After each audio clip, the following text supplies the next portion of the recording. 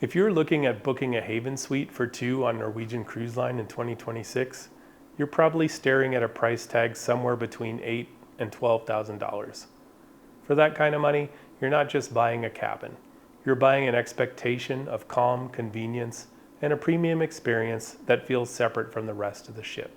Back in 2021, I made a video asking whether the Haven was worth it. I laid out the pros and cons and talked about when it makes sense and when it doesn't. Since then, cruising has changed in some meaningful ways. Ships are routinely sailing full, truly quiet sailings are very hard to find, and Norwegian has made a number of changes to how onboard packages and inclusions work. Pricing has gone up across the industry, and at today's prices, some smaller luxury lines are now part of the same conversation. So today, I want to take a fresh look at the Haven. Does it still make sense in 2026? Let's talk about it.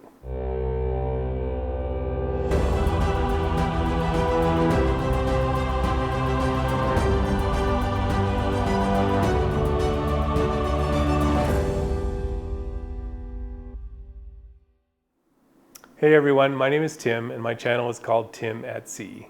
I'm a big fan of cruising, sometimes solo, sometimes with family and friends. And my goal here is to share honest, useful information to help you make better cruise decisions.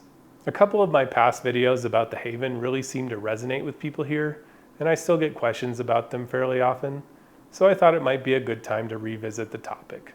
I'll talk a bit about what has changed since those videos were published, and discuss the value proposition in 2026 and beyond. Now, if you've been subscribed for a while, you've probably noticed it's been a bit quiet on this channel.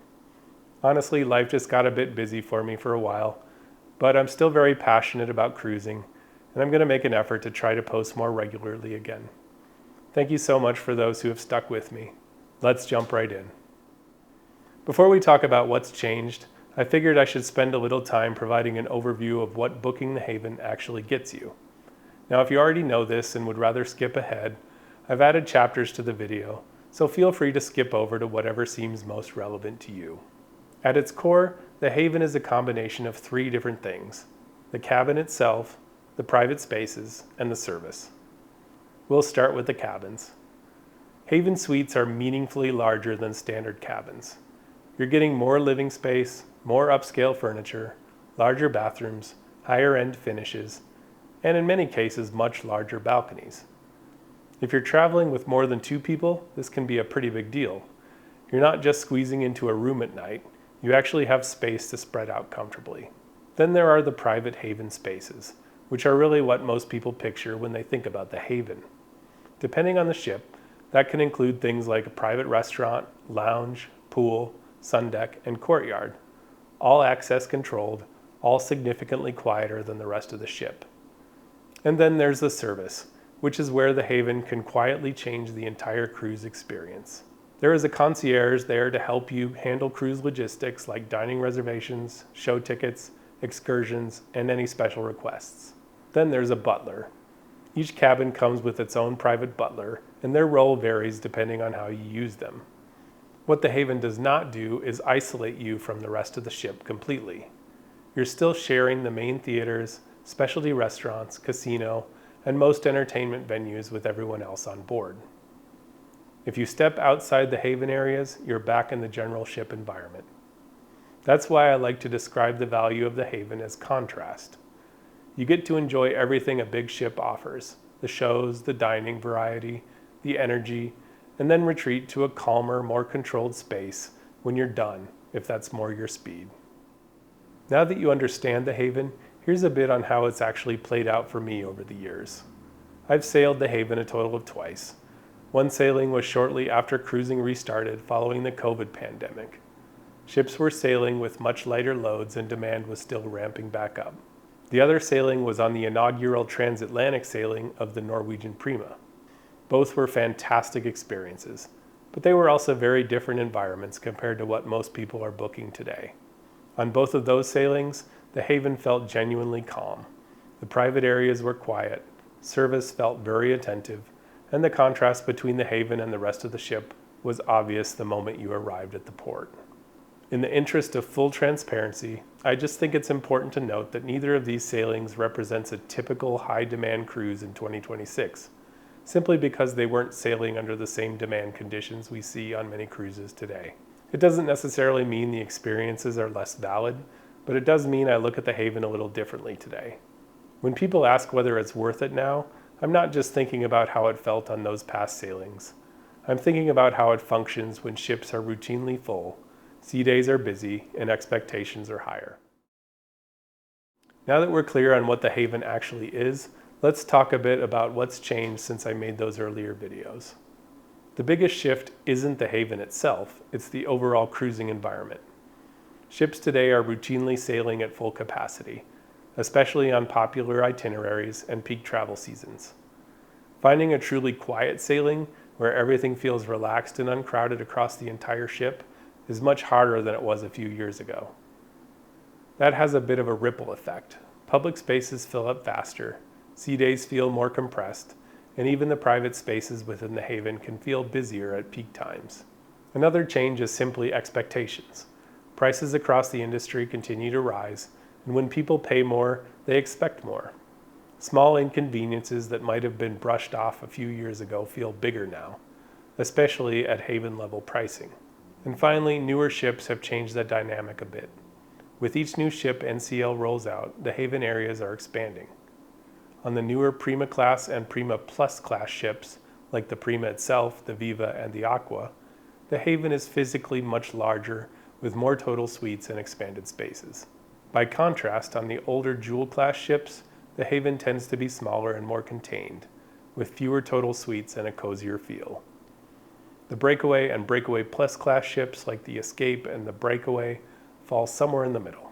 On smaller ships, you might feel a bit more personal and intimate, and on larger ones, the space can feel expansive, but also a little busier, simply because there are more people in the private spaces at once. The next thing that's changed since my earlier videos is how Norwegian handles onboard packages and inclusions. For a long time, free at sea felt relatively straightforward. You booked your cruise, selected your free perks, though upfront gratuities apply, and for most people it created a pretty frictionless experience. Drinks, some specialty dining, Wi-Fi, it was simple enough that you didn't think about it much once you were on board. More recently, Norwegian introduced a program called More at Sea, which added more tiers, more options, more fine print, and frankly more confusion. It apparently didn't resonate too well with the customers, so they abandoned it and went back to free at sea. They also brought back and slightly modified the Free at Sea Plus upgrade package that builds on the standard Free at Sea perks. It essentially bundles more convenience and luxury on top of the core offerings. So how does all this pertain to the Haven specifically? Well, not a lot really, since these packages are available to all passengers, but what has changed is how much attention you need to pay. When you're paying this much, even small points of friction stand out more. Not because they're deal breakers, but because part of what you're paying for is not having to think about them in the first place. And this ties directly back to why service matters so much now. As packages get more layered and ships get fuller, having dedicated staff who can answer questions, fix issues, and smooth over confusion becomes even more valuable. In many ways, the Haven's service component is what keeps the experience feeling premium, even as the details get more complicated. Up to this point, I've talked about what the Haven includes. This is where I want to talk about what it actually changes. Now we get to the part of the Haven experience that's harder to explain on paper, but easiest to feel once you're on board: the removal of friction. On a full ship, a surprising amount of vacation time can get eaten up by small inconveniences. When I'm sailing as a non-Haven guest on NCL, I often spend my first couple of hours on board running around all over the ship, trying to book specialty dining in one location, locking in show reservations in another, and maybe stopping by the excursion desk or guest services for something else. In theory, much of this can be done ahead of time on the app, but this hasn't been especially reliable for me. For instance, I often don't find any dining times available at all on the app and have to wait until I'm on board to book things. Of course, these are all first world problems and aren't really that big of a deal, but rushing to secure dinner reservations or shows is probably not how most people picture starting their vacation. This is where the Haven consistently changes the experience. We'll start with the reservations. On busy sailings, popular dining times and shows can fill really quickly. When you're not in the Haven, that usually means refreshing the app periodically or stopping by the venue and hoping something just opens up. As a Haven guest, you can walk into the lounge, talk to the concierge, and often have the issue completely solved in a matter of minutes. Then there's your butler. The butler is all about smoothing out the day-to-day details. Things like coordinating in-suite dining, making sure your room is set up the way you like it, handling special requests, and keeping your cabin stocked with your favorite snacks and drinks. Honestly, the support of the concierge and butler quietly removes a lot of mental overhead. Sea days are one of the clearest examples of friction removal in the Haven. On a full ship, just finding a quiet place to sit can feel like a competition. Inside the Haven, you're not fighting crowds for space. You're not scanning the deck for an open chair. You just go where you want to go and sit down. Port days can feel pretty rushed, stressful, and chaotic as well. Getting off the ship in crowded ports often means long waits, blocked hallways, and a lot of standing around. By contrast, Haven guests are typically escorted off the ship using private elevators, which saves time and energy, especially if you have an early excursion or just don't want to start your day in a line. And when your day's done, you usually get the same treatment coming back on board. That same benefit applies at the bookends of the cruise too. On embarkation day, Haven guests are usually among the first on board and wait in a separate lounge with snacks and drinks, instead of standing in multiple lines or waiting to be called. On disembarkation day, rather than sitting in a crowded venue waiting for a luggage tag number, you're typically able to leave at your own pace using those same private elevators. Over the course of a week, these time savings and stress reductions can really add up. And for me, that's where the Haven truly earns its premium. Not in luxury for luxury's sake, but in how much smoother the entire trip feels. So now we're on the pricing and value proposition. This is the part of the conversation that has changed the most since my earlier videos. On many itineraries today, a 7-day Haven sailing for 2 people can easily land in the high 4 or low 5 figures. This is where smaller luxury cruise lines like Viking, Seabourn, and Silversea often come up in the discussion. These are ships with fewer passengers, higher staff-to-guest ratios, and a quieter experience across the entire ship. Many people describe these ships as feeling like the Haven everywhere.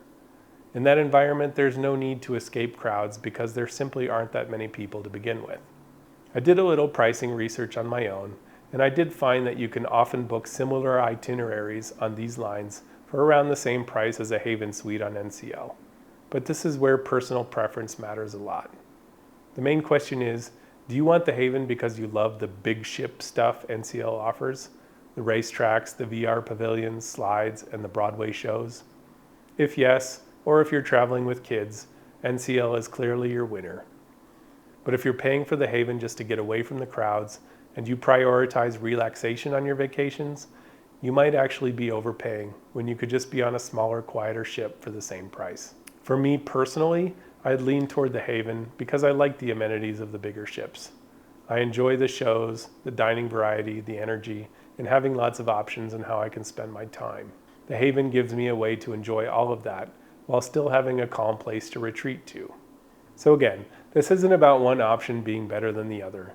It's about matching the ship, the Haven layout, the vibe, and your expectations to the kind of cruise you actually want. So to sum things up, is the Haven worth it in 2026? Well, for families who want access to kids clubs, shows, and all the big ship amenities, but still want a high-end, calm home base for the adults, absolutely. The Haven is still one of the best ways to do that. It also continues to make a lot of sense if you simply enjoy the larger ship experience.